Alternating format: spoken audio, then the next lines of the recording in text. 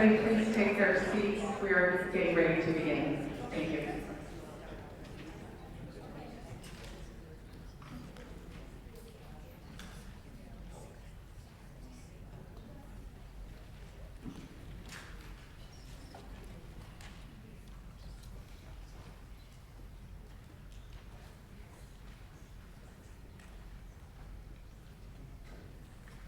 Good evening, everyone. Thank you for joining us today. This is the Election Administration Plan hearing. We appreciate your time and willingness to be here to share your perspectives and provide feedback.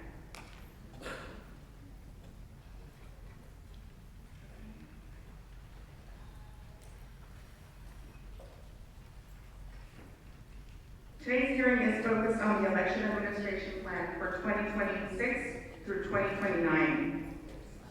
We are here to listen and take notes of concerns, ideas, and feedback. All comments will be documented and reviewed as part of our follow-up process. This is not a decision-making forum, but your input will be considered as we continue to finalize our election administration plan for 2026 through 2029. Couple housekeeping items. We ask that you please silence your cell phones. Restrooms are located out the door down the hall to your left if you need to use the restroom. Emergency exits are to my right, your left as you enter coming in here today. There are interpretation services available. If you do need them, please check in at the check-in station. We'll begin with brief remarks from our Registrar of Voters, Bob Page. Then we'll open up the floor for public comment.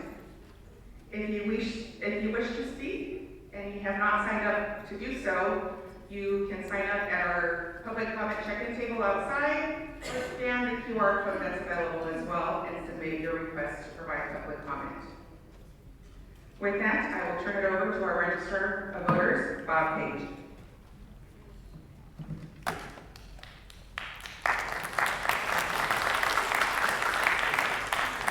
Thank you, Melvin, and I want to thank everybody for showing up today for this public hearing. As Melvin said, this is our opportunity to hear from you regarding our election administration plan, which is focused on how we make sure that voting is accessible to everyone in our county and how we keep it secure and how we make sure voters are educated about the voting process.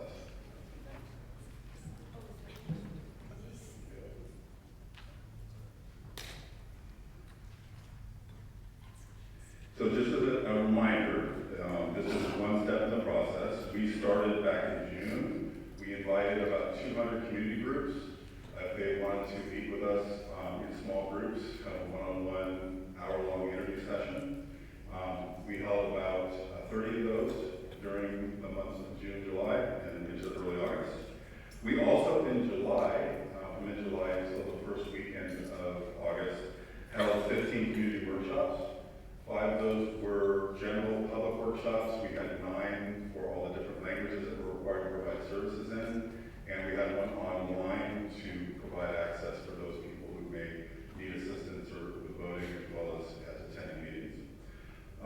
During that process, we also had on our website a public comment form for anybody who wanted to provide their comment as well. The thing to remember is that when we did this initial public engagement, we had not drafted anything.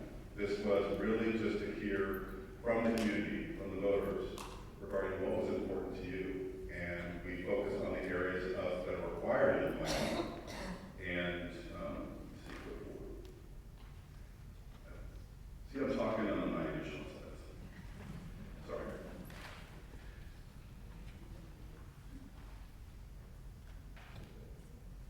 But just real quickly, I'll go over this. This is something I went over at the public workshops as well. The public engagement is a key part of us reviewing our election administration plan and updating it. But public engagement, public community feedback is just one part of what we have to consider. In addition to the public input, we also have to consider the laws of the state and the country regarding elections. We have to consider the county's budget constraints to make sure that we're being responsible in how we use county funds. We also obviously have to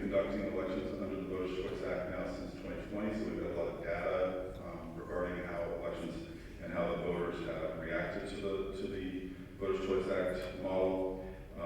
And we also have developed our own best practices, as well as a number of other counties in the state who operate under the Voters' Choice Act. We're able to learn from them as well.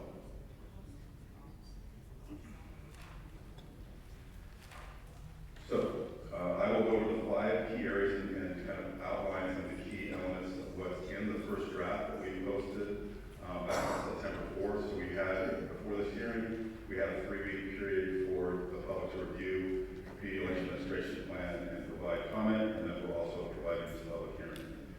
So regarding how we operate vote centers and ballot drop boxes, we obviously are committing to meeting the statutory requirements in law regarding the number of vote centers and the number of ballot drop boxes, both now for regular elections as well as special elections. Our existing plan that's expiring this year actually had no reference to the requirements in the special elections, so we're making sure that we've addressed that in the plan. We talk about the different criteria that we use when identifying the location of our vote centers as well as our ballot drop boxes. We talk about how we go about laying out each vote center individually and how we train the employees that we hire for elections to serve voters at the vote centers. The key difference in this plan is that, and we were asking this question through all the public workshops that we were doing as well as in the small group meetings we were having, is that state law requires that our vote centers the first 10 days, those early voting days, to be open for a minimum of 8 hours. So the question we posed to the public was, what are the best 8 hours for us to be open? So some of the feedback we got was people wanted us to include either early hours or hours after 5 o'clock. There was support for having consistent hours all first 10 days, for us to look at the data regarding when people were using our vote centers, during the last few years. So where we came down, reviewing all that input and looking at the data, is that we are proposing in this plan for the next 4 years to have our vote centers open from 10 a.m. to 6 p.m. for the first 10 days that they're open, and then obviously election day, those hours are dictated by state law that we're open from 7 a.m. to 8 p.m. Next, an important part of the election administration plan is how, as I said, is how we educate voters about their ability to register to vote and how to vote. So there were, in our outreach, education and outreach plan, we focused on 5 key goals, which include targeting communities to make sure that we're conducting outreach and attending events throughout the county, looking at data such as where we have lower turnout, where we have lower registration, to make sure we're educating all the public about their opportunity to exercise their right to vote, to make sure that we're getting out there. We also have a goal of specifically attending different events or reaching out to people who may be new voters, such as the work we do in high schools and colleges, as well as the partnerships we have at citizenship events. We also want to make sure that we're collaborating with community groups to help us reach people. I know that while I am the elections official for the county, that I don't necessarily reach everybody in the county that needs to understand how we conduct elections. And so we really work with a lot of different community groups to help amplify the messaging, to make sure that they can talk to their constituencies, to help us educate the public about voting. We also know that even though we do our best to identify needy areas and make sure that we have vote centers and ballot drop boxes in those important areas, there are going to be areas that even though there's a need, there may not be a community facility. So we do have a mobile voting unit that, as part of our outreach, we want to make sure we're being strategic about how to use that unit so that we're addressing areas of the county that may have an issue with accessing a brick-and-mortar vote center. Then, as part of all the statewide elections that we do a very robust multimedia campaign with social media, paid advertising. We have an electronic newsletter we put out. We help our community partners by putting together template messages that they can give out to their community. So there's a number of different things that we do to educate the public about voting.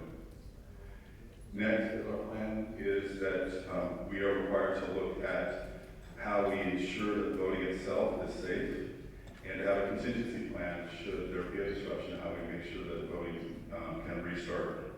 So we have a plan that's detailed regarding our technical issues, and how we secure the equipment as well as the facilities we use, how we work with our law enforcement partners to make sure that all safety issues are addressed quickly so that voting runs smoothly.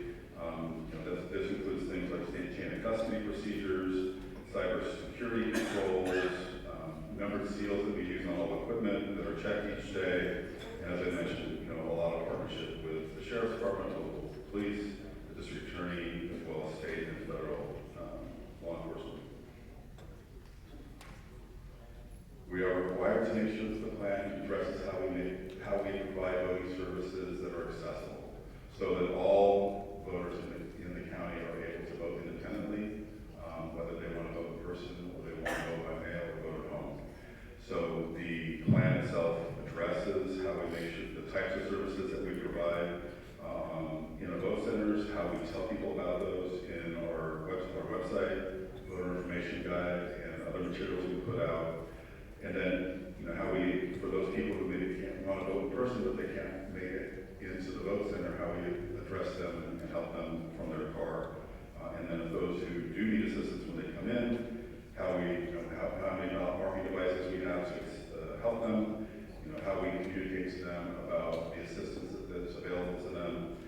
And then for those who need assistant marking a ballot but can't make it to the vote center, there is also a state certified remote accessible vote by mail program. And as you can see from today, we are also always thinking about sign language needs in the community. Lastly, we are required, I'll take a break, please switch up. So lastly, the plan is required to address the language services that are available to our voters. As is true tonight, we were letting you know that if you needed language assistance, that we had live interpretation today. In addition to the sign language interpretation, we have folks up in the back of the auditorium who are, anybody who needs it can listen through a headset and get things translated. We're required under federal law to translate all of our election materials into Chinese, Vietnamese, Spanish, and Korean. And then under state law, there's 5 additional languages that we are required to at least provide language reference ballots to them.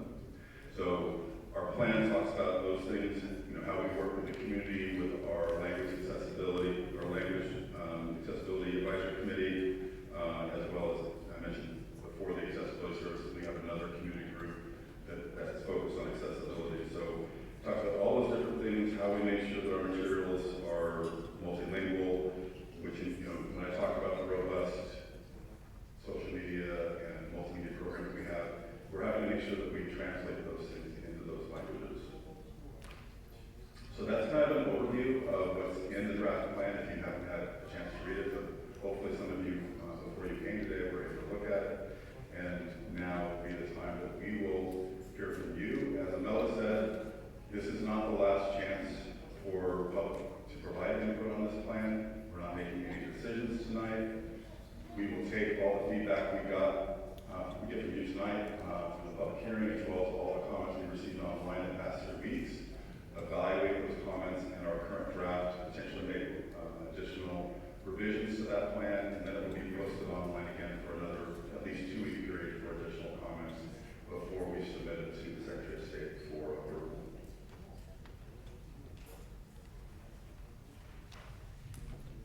So, are you doing the thing for everyone? Okay.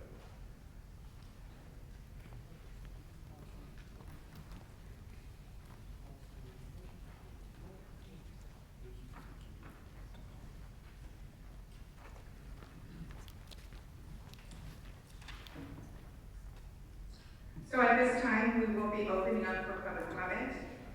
You are welcome to provide your comment and feedback regarding the Election Administration Plan 2026 through 2029. A couple public comment instructions. We have a team over here who will be calling you by your name if you signed up to speak this evening. As you approach, you are going to come down one line here, and then these stairs over here. We will have staff there with a mic so you can provide that public comment that you have. As you come up and begin your time, we will start a clock here that'll show how much time you have left remaining, as well as they have a paddle that will show you we have 30 seconds remaining, and when your time is up, time is up. As you approach to provide your comment, please state your name for the record.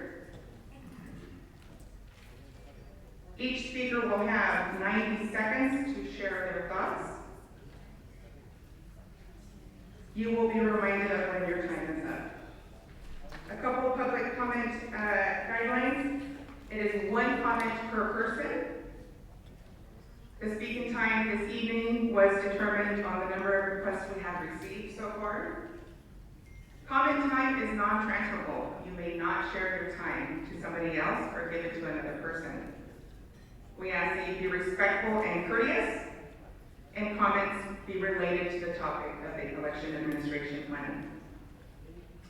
To ensure a respectful and productive session, please keep comments focused and courteous, as I mentioned. Please refrain from any personal attacks or disruptive behavior. And with that, we will go ahead and get started with our first speakers. Welcome. Will the first 5 speakers please proceed to the front? Ersten Russell, Victor Martinez, Linda Harris, Pete Josie, Cheryl Freak.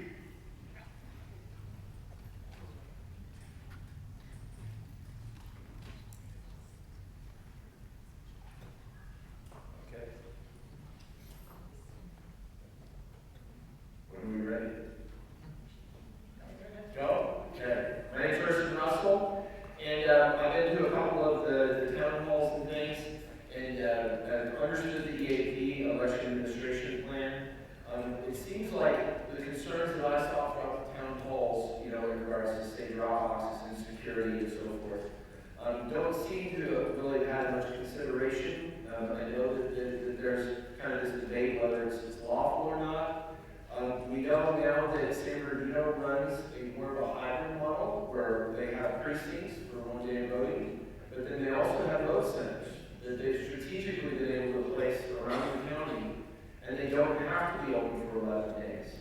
And so our own information in our county shows that this first 7 days is very, very little in-person voting, and about 89 to 95% of that is done in those 4 days, Saturday, Sunday, Monday, and Election Day. But we can't do that in the BCA. And we don't want to get rid of voters' vote centers. That's amazing flexibility for early voting for registrations, but we also shouldn't be stuck on a model that we can't go and decide what's best and where to put those for what days to be open for what hours, and to be able to allow voters that clearly in Orange County there are tens and tens of thousands of voters that do want to just go vote with their neighbor again on one day. It's out there, there's a model, and I expect this county to do the work to give us the best flexible model possible. Thank you so much.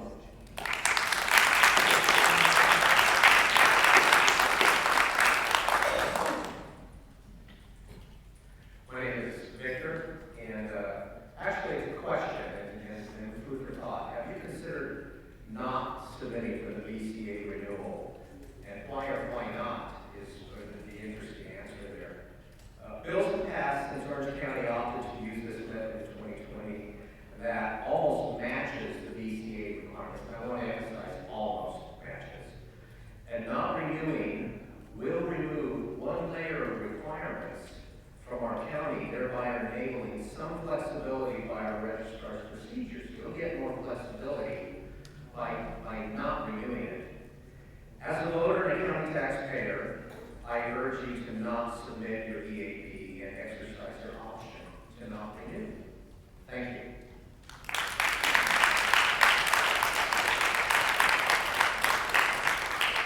Just real quick before we start the next slide. This will be hopefully the one time I do this, because I was asked a question. And I didn't mention this in the lead-up and the context that I provided. In 2019, the Board of Supervisors voted that all future elections in Orange County would be conducted according to the Voters' Choice Act. So I don't have the choice about whether to renew or not. It is the Board of Supervisors' choice if they want to change that policy direction. Okay, my name is Linda Harris, and I've been an election observer for the last 4 presidential elections, and I'm nonpartisan. And what I've watched is we're doing more and more and more things to try to get the vote, and I totally appreciate that. But what I see is that the confidence in the vote is going down, and that's reality. We never used to see TV shows and all of these things questioning the vote. And what I would like to see is, and I understand what your statement is, that we would not be absolutely tied into the Voter Choice Act. I think there's lots of good things and laws that do protect us, but I feel that the confidence in the vote with the public was much, is going back to local voting instead of the big ones. And really that's what voting is for, is getting the public. So I don't see where some of the deliverables the 2016 Voter Choice Act promised, an increase in participation, lower election costs, and an increase in the speed of processing ballots. I don't see where those were delivered. And so if we're looking at how to improve, I feel that we should step back from that, take what works, and give ourselves more flexibility. Thank you.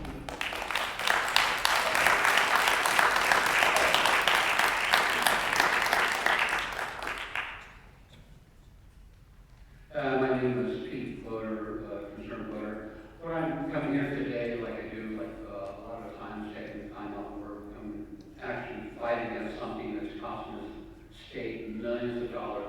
I came from an era, there was no voting machine, there was no computers, there was not 45, 50, 60 days of counting ballots. Back in the day when I voted, I went to a residence, usually a personal friend's house, and voted. By the end of that night, the very next morning, we had some tally. We knew who was going to win the election. Here it is, 40 years later, and you take 45, 60 days to count ballots. I personally volunteered to watch drop boxes. In my area in San Juan, the drop box is located when the ballots are allowed to be deposited in the boxes. Guess what? The light that's over the drop box gets turned off. You go tell somebody, hey, why did that light get turned off? Oh, we don't know. And guess what? After the election, the light goes back on. I can go on and on and on, but I just wanted everybody else to know that your whole VCA and all that other stuff is useless. Thank you.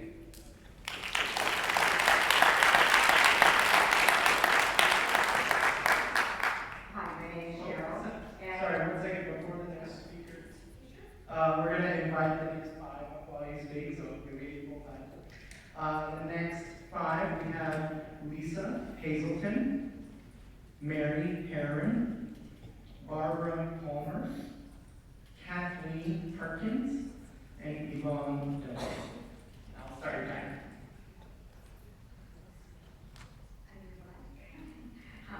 Hi, my name is Cheryl, and I really appreciate the fact that you're talking about that you are committed to budget constraints and using public funds wisely.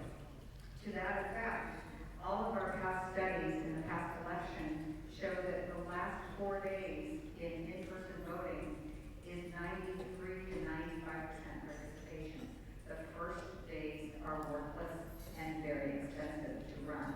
And you have even said in your public meetings that running the VCA is much more expensive to administer than it would be for precinct voting. And also when looking at San Bernardino, they have a hybrid model because they're not attached to the VCA. They can make some adjustments and they have some ability to be very cost effective and frugal with the citizens' money. So I would like to make sure that you are very much in line with following your request to use our funds wisely and make sure that you offer to the board the amount of savings, because what we've done in preliminary estimates, there's millions of dollars to be saved for the county going back to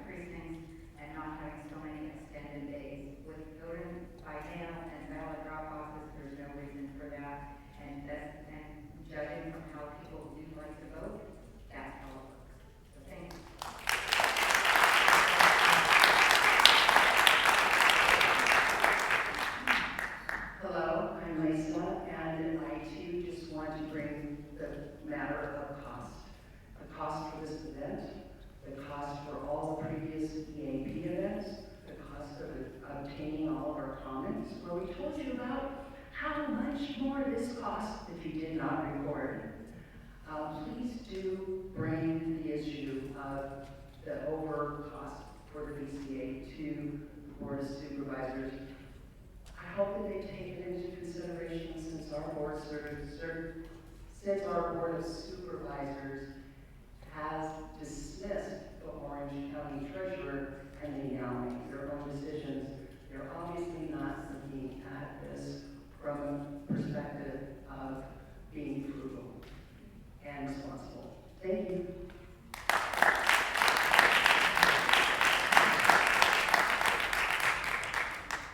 Thank you. I too have been an observer of the polls, and I definitely noticed every single time I do an election, there are very few people that are voting the first 7 days. Toward the end, we have a better turnout. So I think that we have way too many days for those vote centers to be open, which is a huge waste of money. Also, I'm familiar with the program in San Bernardino, and it's something that meets the needs of everybody. You have some you have some vote centers, and you have the private voting in the homes. It's something that everybody feels comfortable with, where I don't think we all feel comfortable at all with what's going on in Orange County. The drop boxes are unmonitored. We wasted over 6.8 million ballots since the Voter Choice Act has begun.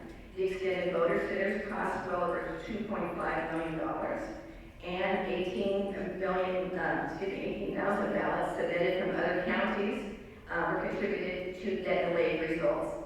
The days of having results the next day, like someone mentioned earlier, are gone. I mean, why do we have to wait 30 days? And it makes people feel like the votes are being massaged during those 30 days, honestly. It's not a good feeling waiting that time.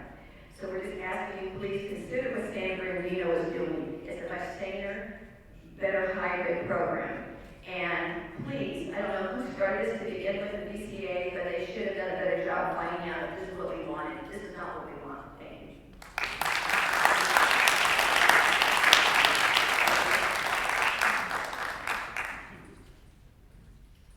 Good evening. I would ask that you, Mr. Page, speak to the supervisors and tell them that the public just wants to get rid of the Voter Choice Act and go back to precinct voting.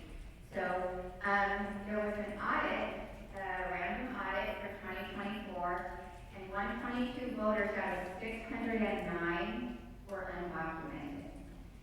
20% of voters in the Orange County election were either non-citizens, invalid, or do not exist. This is 2024. Elections must be accurate, measure intent of eligible voters. Tainted elections result in false representation that do not reflect the true will of the citizens.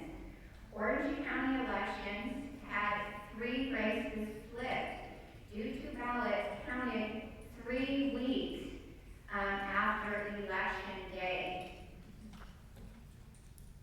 No record of how these ballots were cast or received by the Registrar's office. Total cast votes must equal the number of voters. Anyways, I don't have much time, but 21% of Orange County voter rolls are unverifiable. Thank you. by Time's law. up.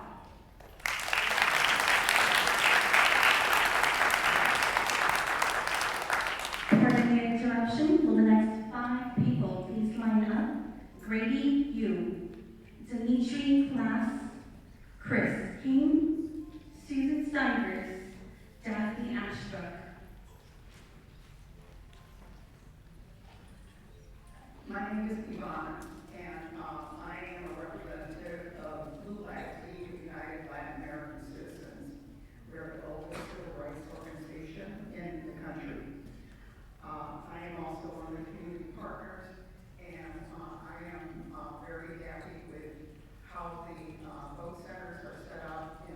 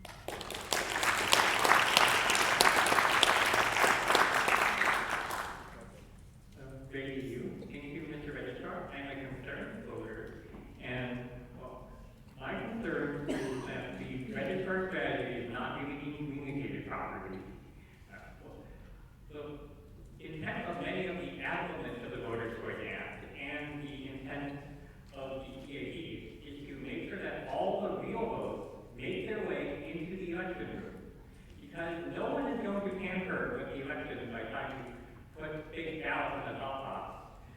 You could imagine committing a major federal crime of not changing the outcome of the election. The way you tamper with the election is by preventing legitimate votes by making its way into the ballot room. So the way that we have to look at the justice community is we also need to look at how we might prevent votes from making it about not just that itself, it's also a way to tamper with the outcome of the election. Voter access is very important, and I would support the current model under the Voter Choice Act that we have to guarantee great access. If you are confident in the voting method that is most convenient to you, you can go to a different vote center where you can take. You can choose not to use the drop box, you don't trust it.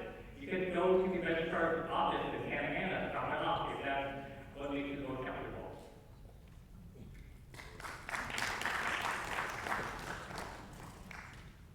Before the next speaker, I want to just remind everyone to please state your first name when you start speaking, just so we can make sure we're capturing everyone who signed up. Thank you.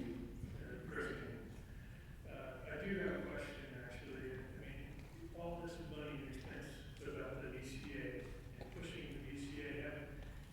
First of all, personally, there's no way. Stop the time. What's that? The microphone. There's no way that the VCA, first of all, get me off track. But anyway, I just wanted to know, do you actually think that the precinct voting, prior for 90% of my life, we did precinct voting for one day, and it worked perfectly. Do you think that the access is such an issue that this needs to drag on for 10 days? That's insane. But regardless of that, what do you think that the precinct model, what was the problem with that? And why would you need the VCA in the first place? The precinct model is way more efficient, way more secure, and there's no reason to be wasting this giant money on this albatross of a system that allows for a same number of days to count votes. It doesn't make any sense. It doesn't take more than 10 days for someone to do their civic responsibility. If they do need more than 10 days, they shouldn't probably vote in the first place. So, the reality is access is not the issue. I was a watcher the last election, and I witnessed the giant waste of money that is part of the California's ballot system. Time is up. Thank you.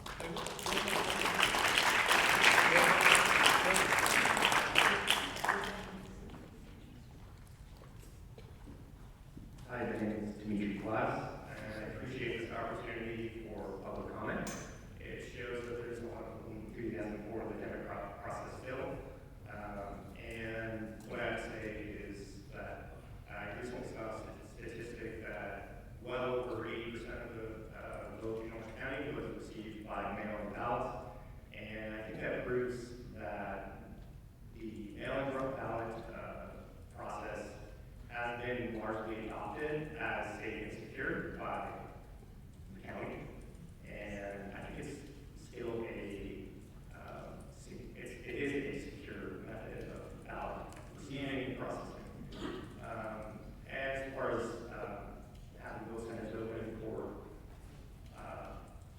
10 days, I think education on that could go a long way to alleviating that late voter sort of pressure.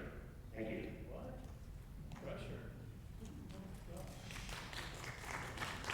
Real quick, I just want to, before the next speaker, I want to make a reminder that we do want to hear from everybody who wants to speak today.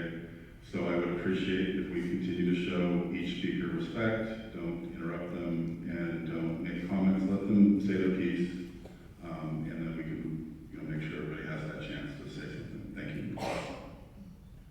Hello, my name is Susan, and while I'm asking not to renew the Voters' Choice Act, I don't know if you remember a couple months ago, we were staying in a house lodge with the conservative patriots of Orange County. And we were all sitting around in a circle and, giving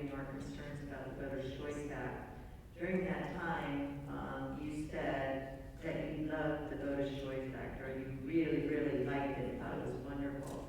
I was kind of shocked at that comment because I thought your office was supposed to be nonpartisan. I know you might have your likes and dislikes, but we're all saying, many of us, that we feel the Voter's Choice Act is a waste of money, waste of employees, it's an election season, and we would like to, have something different or go back to what we had.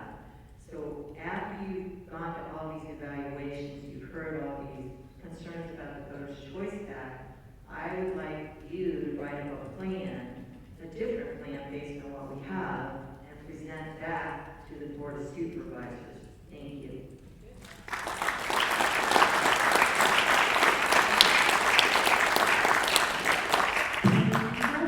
The next 5 people, please come forward. Louise Sullivan, Boris Delsig, Stanley Snag, Stephanie B., Tim Chen. Thank you.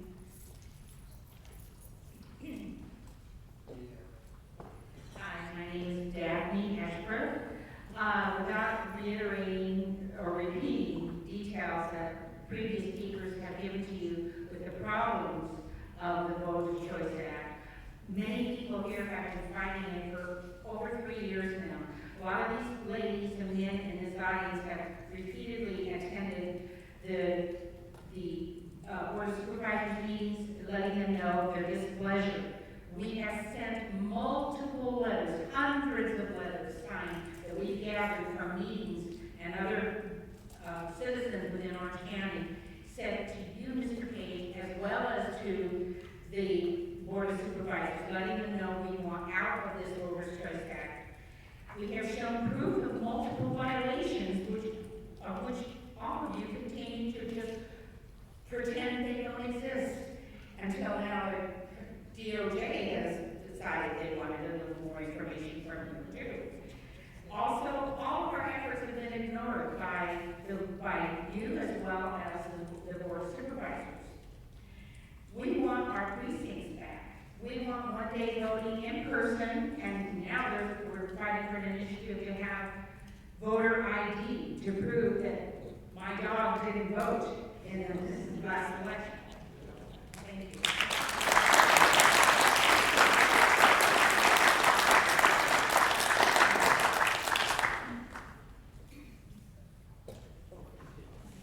Hi, my name is Louise Solomon, represent California Precinct Activators.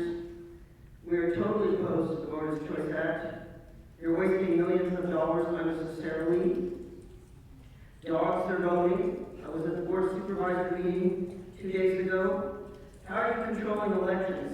Michelle Steele won her election in November, and after 30 days, she lost her election. How convenient. For 240 years, we voted great. We had no problems.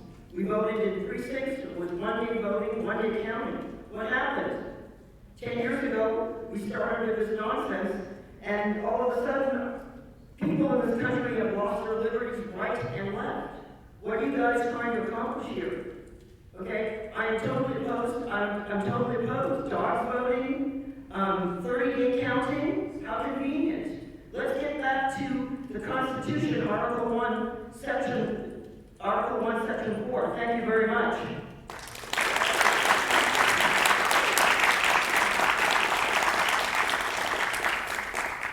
My name is Stan Smith. I'd just like to say we need one-day counting, one-day voting, moral and ethical votes. Thank you.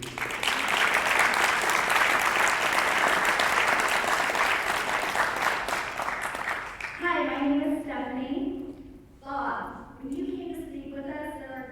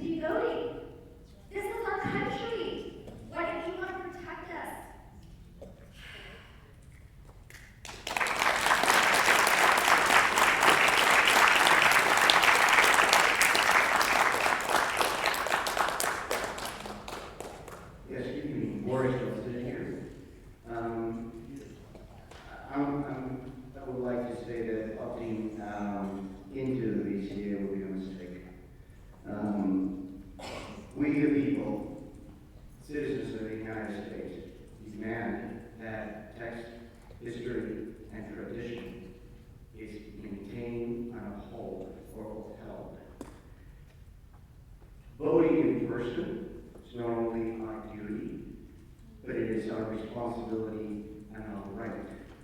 And it has to have to be done on a way that is transparent, that does not allow for malfeasance to occur. One day, one place to vote according to the community where you live, expedites the counting of those votes, saves us money, and again, time is money, so more than one day is a waste of money. And most importantly, we need to be able to identify ourselves, who we are as a voter and as a citizen.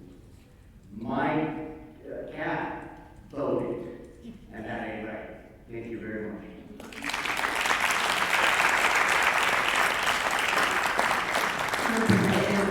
Speaker, I'm going to go ahead and invite the next 5 to start making their way down.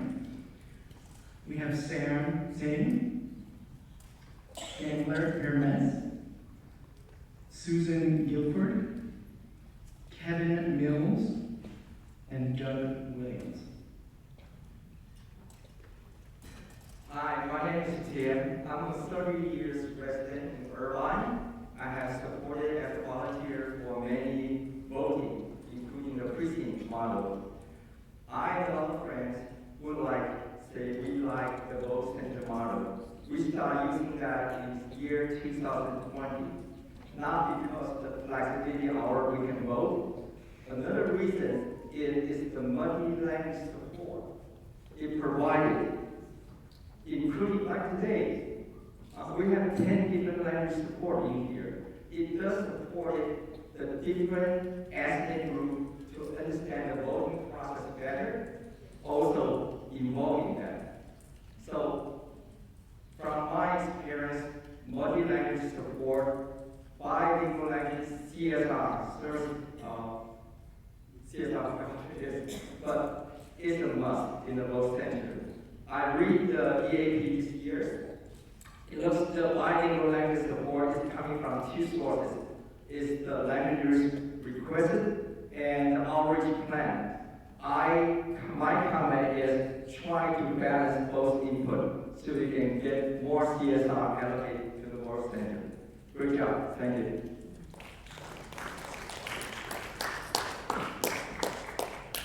Hi, my name is Stan Zan. Well, Voting Rights Act 1965, the amendment to Voting Rights Act to provide voting language for the minorities was signed in 1975. I don't want to see the language assistance be eliminated. By the way, in the election day, usually in the popular vote centers like City of Irvine or UCI, the line is so long. But because of many people, they are provincial voters. So please use QR code for people to scan the QR code first. Then add to the line to vote to speed up the election line to make sure. Thank you.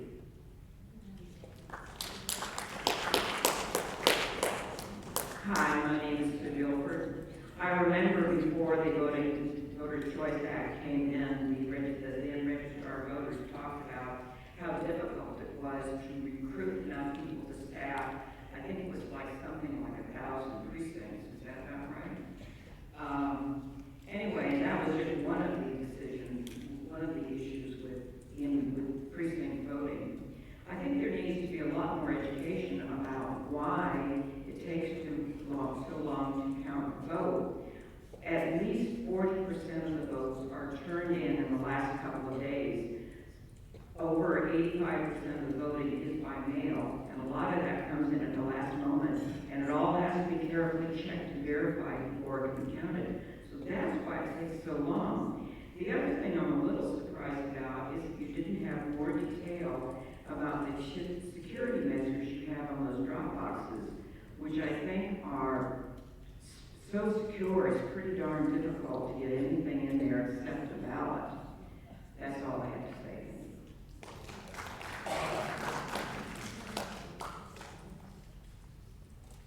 Kevin Mills, Mr. Page, I love your ROE employees and have enjoyed working with them. Thank you. However, you have not addressed the fact that we have no valid chain of custody between the ROE to the U.S. Postal Service to the drop boxes. Provisional ballots are subordinated to voter challenged mail-in ballots. Online registrations do not require driver's license or passports, although they are asked for. Thus, we allow dogs, fictional voters, non-U.S. citizens, and deceased voters. Financial, travel, medical activities require ID. Signature verification is statistically flawed. The signature databases have similar entry flaws to the database as the voter registration does. Ballot barcodes reference the voter's name and party, and no longer do we have a secret ballot. The 1% audit is structurally flawed and thus is not valid. The system is not transparent. Thus, these errors infringe on my 14th Amendment rights. Thank you.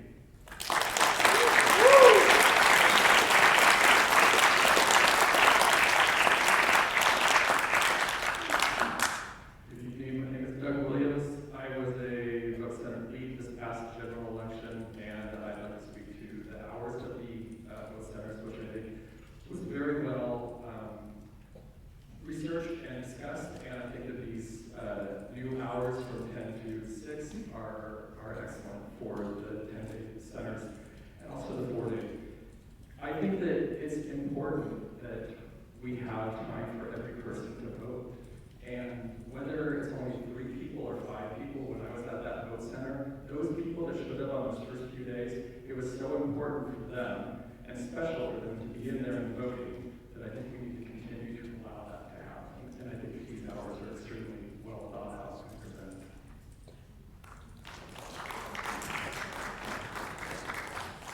Will the next 4 people please stand up?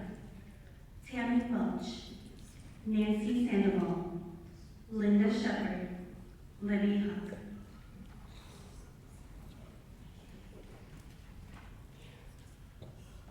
Gambler Hermes here. How you guys doing this fine and lovely day? Now I have a question regarding the secure voting system that we have at Vote by Mail system. Has there ever been an investigation on the registration cards that were collected by lobbyists?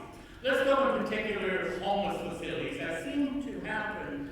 We gather them up every single election. We figure out who is homeless so that, we're trying to get them to vote or vote for them. We don't know because the only person that's allowed to go ahead and look at this is the Registrar of Voters. That is the NPRA regulations that prevents the public from actually looking into this and finding organized voter fraud through the lobbies. It is your responsibility, once that is brought up to you, to do an investigation. It is not my responsibility to find the fraud for you that you're allowing to go through. Do we understand each other now? Are you going to go ahead and look into the lobbyists collecting registration cards that require that people on the ballot? Or are you going to pretend that this does not happen when we clearly saw dog voting? You're saying that this process cannot happen? Or are you just putting on band-aids so that we can allow organized voter fraud, to allow these lobbyists to take full control over this county? Is that what you're trying to do? I want to make sure that we understand each other, because when you tell me that you don't have a choice in doing the election, you're absolutely wrong. You're the one certifying it, not the Board of Supervisors, not the Secretary of State, not Governor Newsom. So if you choose to violate the law, that's on you. If you want to go to jail, you can. Will you please see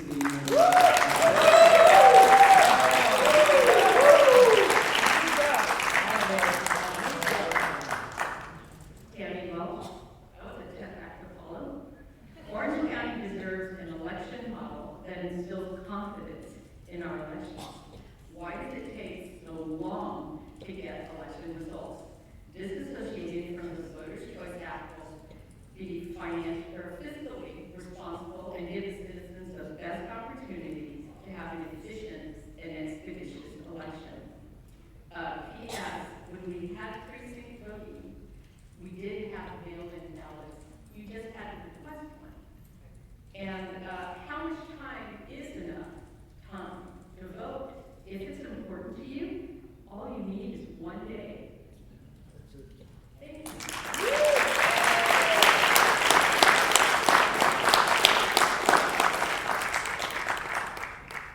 My name is Linda Shepherd. I personally collected 500 signatures of citizens against the VCA.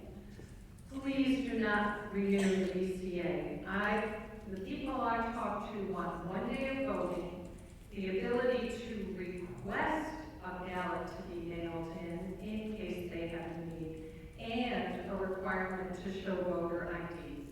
I spent 21 hours over several days observing the ballot processing process at the ROV. I'm a CPA, I've been a public accountant, a manager of internal audit in multiple industries, and I have drafted and implemented internal controls for large and small companies. What I saw at the ROV were processes that were inefficient, highly labor intensive, and costly. These processes would not qualify as best practices of internal controls in any industry. Sometimes a ballot would be touched 20 times by people other than the voter. That is a serious concern, and that should give every voter pause. I also was looking at ballots that were checkmarked, and so they had to be reviewed by an individual. I find it highly interesting that there were 2 Vietnamese ballots, the only race that had been marked. Thank you, your time is up. Okay, the president was not elected. They only voted for Democrats. Thank you.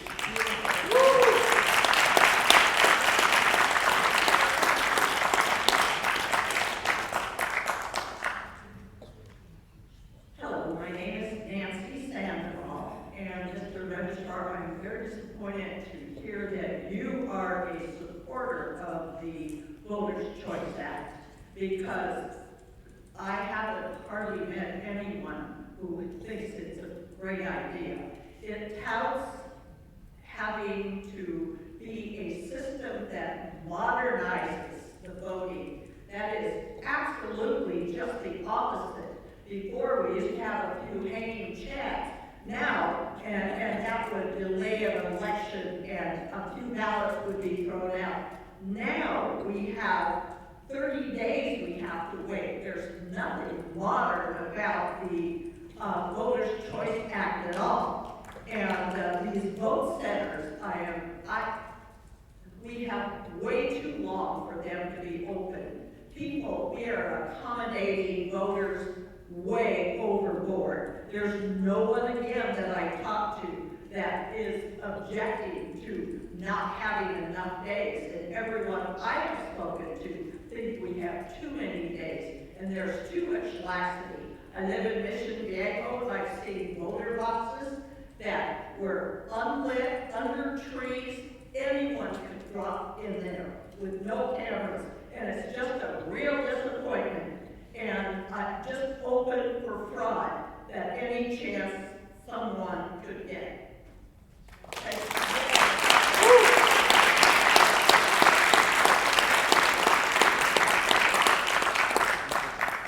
Hi, my name is Libby Pike, and I've been here for many board of supervisors meetings. But thank you, Mr. Page, for having this meeting. We appreciate it. Yeah, many of us have been here for a long time. I've been here for almost 20 years trying to fight this. So what I want to say is that many of us feel that we fought this Voter Choice Act when it first being introduced because we knew it disenfranchised voters.